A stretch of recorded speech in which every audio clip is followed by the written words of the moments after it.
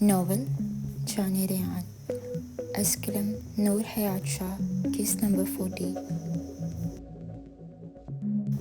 अगर तुम मुझे अपने घर नहीं रखना चाहती ना रख, पर मैं हबी के खिलाफ एक लफ्ज़ नहीं सुनूंगी। वो तकरीबन चीखने वाले अंदाज में बोलती, अब अपना बैग उठाए निकलने को थी, जिस पे अब वो फ़ौरन उसका हाथ पकड़ती उसे पुरस्कून करती बोली थी, नहीं नहीं प्लीज़ तू कहीं मत जाओ, मैंने तो बस तुझे वही बताया जो मैंने कॉलेज में सुना था। अगर ऐसा ही है तो हम पता लगा के रहेंगे कि मिशाल कहाँ गायब है, और अगर ये बात गलत साबित हुई तो मैं कॉलेज के हर उस बंदे का चेहरा बिगाड़ दूंगी जिसने मेरे अभी के खिलाफ गलत बात की।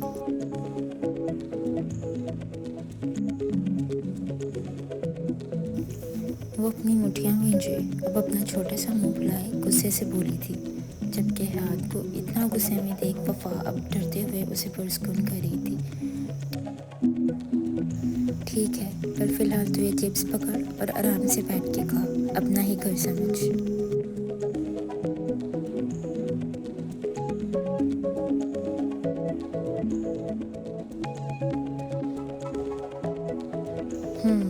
वो अब चिप्स का पैकेट पकड़े, फिर बेड पे फैलने वाले अंदाज में बैठती, अब मज़े से चिप्स खा रही थी। जब खाते खाते वो पूरे कमरे का जायज़ा ले रही थी, जब उसकी नज़र वफा के पिंक कलर के मेकअप बॉक्स पे पड़ी, जिसे देख वो चिप्स को छोड़ अब चहकते हुए इस बॉक्स को उठा गई थी, जिसमें हर तरह का मेकअप मौजूद था। वह अब एक एक चीज़ निकालती पुरजोशी से उसे अपने चेहरे पे लगा रही थी, जबकि वफा उसे अपना मेकअप लगाते देख थूक निकल रही थी। अगर गलती से भी उसके ड्रैकुला शौहर को पता चल गया कि हयात ने उसका मेकअप इस्तेमाल किया है, तो उसके साथ साथ वो उसको भी दुनिया से उड़ा देगा।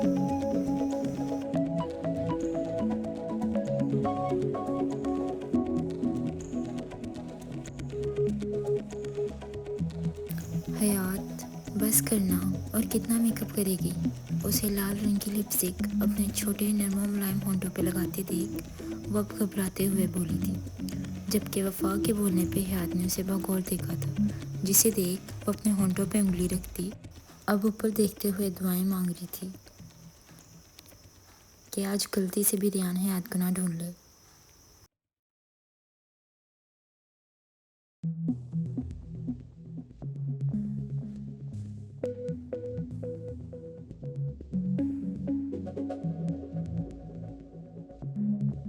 वही दूसरी तरफ रेहान, जो शदीद गुस्से में घर से निकला था, उसे गुस्से में घर से जाते देख अहमद और फातिमा तो जैसे बोलते ही बंद हो गई थी। आज तो हयात पक्का गई, आज भाई के हाथों नहीं बचती, फातिमा अब उंगलियां चटकाते हुए बोली थी।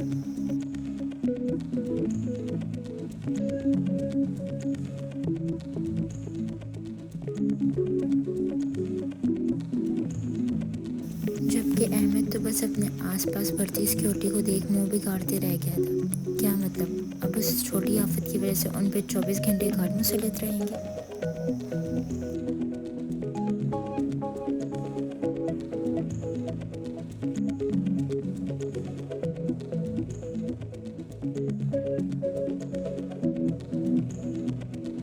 रेहान, जो संजीदगी से एक हाथ से स्टीयरिंग संभाले हुए था, जबकि एक हाथ से मुसलसल हयात की लोकेशन ट्रेस करने में मसरूफ था, अचानक फ़ोन पे गार्ड का नाम चमकते देख उसने एक झटके से गुल उठाई थी। हाँ बोलो, क्या खबर है, वो अपनी भारी और रोबदार आवाज़ में गोया था, जबकि आगे से गार्ड अब अपने सहमे हुए रूप में गोया था। सर, हर रोड, हर स्टेशन हमारे कब्ज़े में है। शहर में कोई भी ऐसी जगह नहीं जो हमारे कब्ज़े में ना हो। अगर मैम कोई भी कदम उठाने की कोशिश करेंगी तो हमें फ़ौरन इत्तला दी जाएगी, लेकिन उस वक्त तक हमें इंतज़ार करना होगा, वरना हम मैम की एग्जैक्ट लोकेशन खो सकते हैं।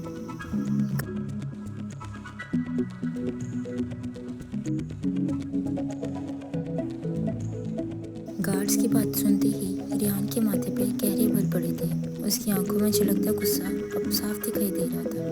वह गहरी सांस लेता, अब बाद में सबसे निपटने का सोच, बगैर कोई जवाब दिए एक झटके से फ़ोन बंद कर गया था। ठक, फ़ोन बंद होने की आवाज़ गाड़ी के अंदर गूंजी थी।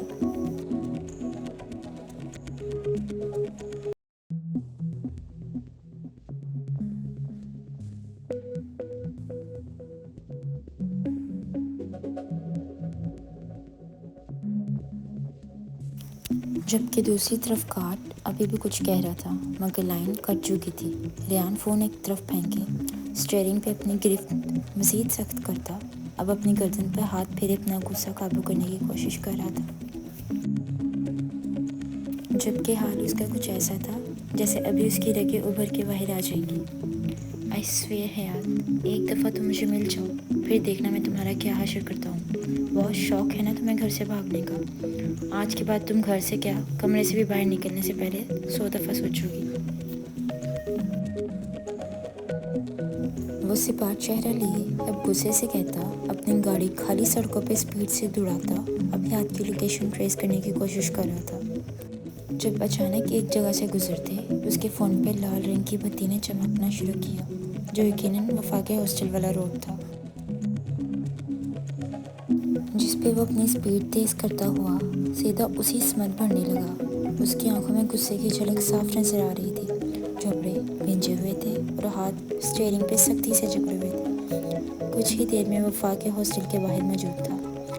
वो लंबे लंबे ढाक पर था, अब सीधा वफा के रूम की जाने पड़ा था। जब कमरे के बाहर पहुंचते ही उसने ज़ोरों से दरवाजे पर दस्तक देना शुरू की। हयात, जो मज़े से अपने नरम मुलायम चेहरे पे मेकअप करने में मसरूफ़ थी, बाहर से आती तेज़ आवाज़ पे एकदम सहम उठी, जबकि वफा भी अब अपने कामते वजूद के साथ हयात को देख रही थी, जो अपना पूरा चेहरा मेकअप से भर चुकी थी। हयात, ओपन द डोर और I will break it down. अंदर से दरवाज़ा ना खुलने पर रेयान अब गरजते हुए बोला था। जब रेयान की आवाज़ सुन हयात समेत वफा को भी अपने पैरों तले ज़मीन निकलती महसूस हो रही थी।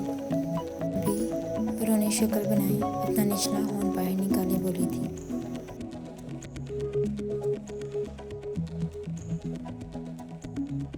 जबकि अब की बात दरवाजे पे ज़ोर से ज़रब लगी थी। हयात, आई स्वेयर, अब तुमने दरवाज़ा ना खोला तो तुम बहुत पिटोगी मेरे हाथ, वो गुस्से से गरजते हुए बोला था।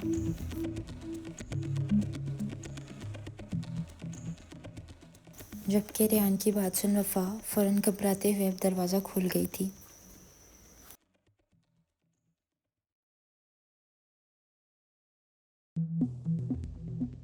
जबकि जैसे ही वफा ने दरवाज़ा खोला था, रेयान की सीधी नज़र पीछे खड़ी अपने उस दुश्मन जान पे गई थी, जो अपने गोल मटोल चेहरे पे अजीबोगरीब मेकअप किए खड़ी थी।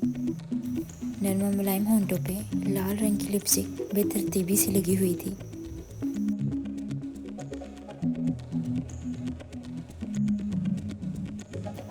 जबकि फुले फुले गालों पे गुलाबी रंग का ब्लशन एक तरफ ऊपर को फैला हुआ था, जबकि दूसरा नीचे को, जिसे देख वो अपने ना रुकने वाली मुस्कुराहट को बामुश्किल अपने दांतों तले दबाता रोक गया था।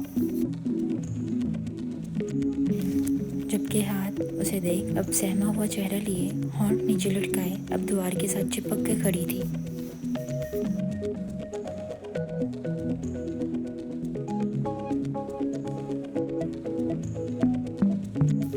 रेयान अब अपने आप पे काबू पाता सख्ती से उस छोटे से वजूद को घूरते अब गुस्से से बोला था, किसकी इजाज़त से आई हो तुम यहाँ? वो गुस्से से बोला था, जब उसकी सख्ती से पूछने पे वो मज़ीद दीवार के साथ चिपकती अब अपनी नम आंखों से उसे देख रही थी।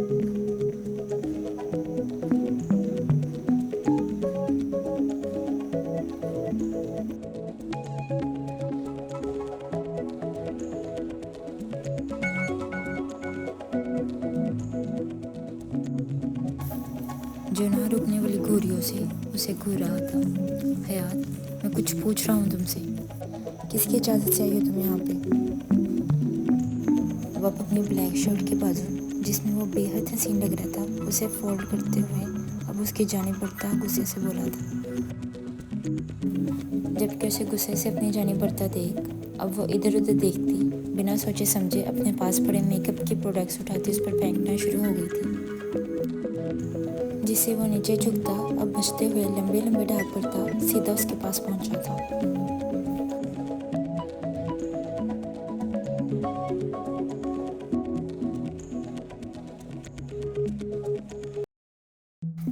जब उस तक पहुंचते वो उसके नाजुक मोमी हाथों को अब अपने एक हाथ में लॉक करता अब मजबूती से पकड़ गया था।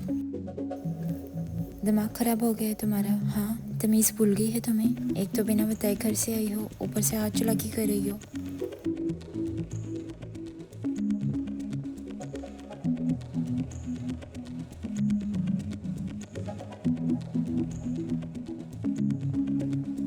वो उसे खूनख्वार नज़रों से घूरता, अब उसके चेहरे पे भयंकर आ रहा था। जब उसके गुस्से से गरजने पे वो उसे सहमते हुए अब अपनी रोनी आवाज़ में बोली, मुझे नहीं रहना आपके साथ, छोड़ें मुझे।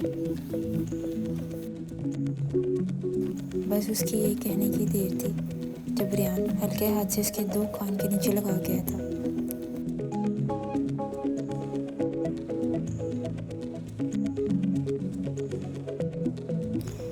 जबकि रियान के अचानक बात पे वो जो अपना रोना जब्त किए बैठी थी, अब अपनी आंखें मीचे ज़ोरों से रोना शुरू हो गई थी।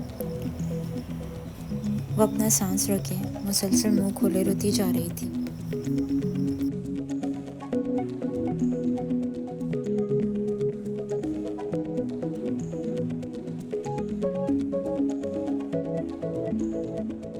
करो बकवास दोबारा, ताकि अब मैं तुम्हारी ज़ुबानी खींच दूँ। हाँ, बहुत शौक है ना तुम्हें मुझसे दूर जाने का। तुम आज घर चलो, तुम्हारी तो टांगे मैं तोड़ता हूँ। तुम्हारी जो ये ज़ुबान और टांगे चल रही हैं, इनका आज मैं अच्छे से इलाज करता हूँ।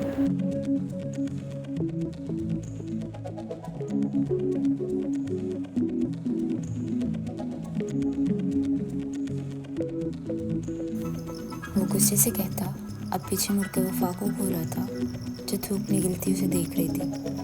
ध्यान सर, मैंने कुछ नहीं किया। आइंदा से अगर मैंने तुम्हारे चेहरे पे या तुम्हारे घर में मेकअप देखा तो अपना जाम सहने के लिए तैयार रहना। वो एक खूनख्वार नज़र उस पर डालता, अब हयात को बाजू से खींचते हुए बाहर ले गया था। जबकि वो सारे रास्ते अपना बिना रुकने वाला स्पीकर खोले उसके साथ पीछे खींची आ रही थी। जबकि गाड़ी के पास आते ही वो एक झटके से फ्रंट सीट का दरवाज़ा खोलते उसे अंदर धकेल दिया था। चुप करके बैठो यहाँ पे, आवाज़ ना आए मुझे तुम्हारी।